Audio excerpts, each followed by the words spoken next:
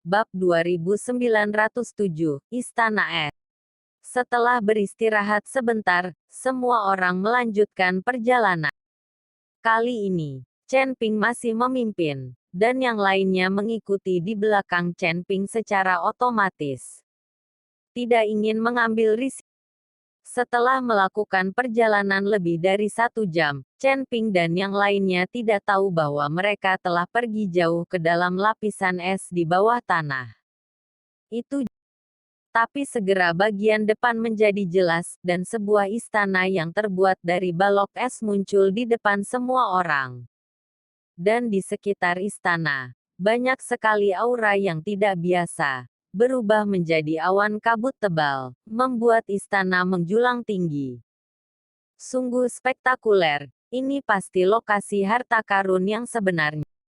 Sungguh menakjubkan, aku tidak pernah membayangkan bahwa harta dari klan pemurnian tubuh kuno akan begitu luar biasa.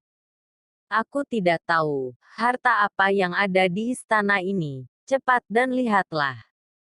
Beberapa orang tidak tahan lagi, dan mulai berlari menuju istana dengan gila.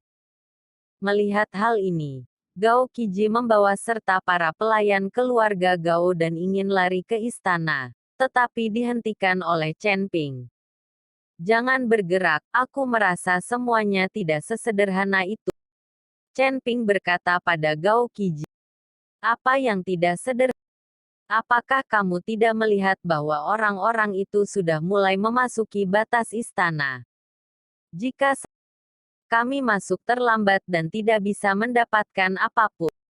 Gao Qiji berkata dengan lantang. Tuan Chen, apakah kita benar-benar tidak akan masuk? Mungkin harta karun itu ada di istana di depan kita. Li Yun tidak tahan lagi.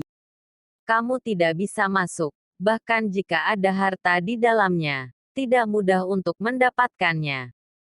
Suara Chen Ping baru saja turun, dan tiba-tiba terdengar raungan, yang mengejutkan semua orang. Awan kabut tiba-tiba berubah menjadi penampilan berbagai binatang aneh, dan mulai menyerbu orang-orang ke dalam istana. Beberapa orang tidak punya waktu untuk bereaksi, dan mereka langsung dibekukan menjadi patung es oleh binatang yang menghirup embun. Melihat ini, yang lain dengan cepat mundur, melihat awan kabut di depan mereka dengan kaget.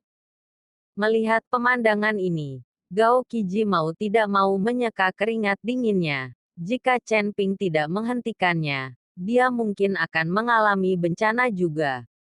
Menghadapi binatang aneh itu sekarang, tidak ada yang berani bergerak lebih dulu.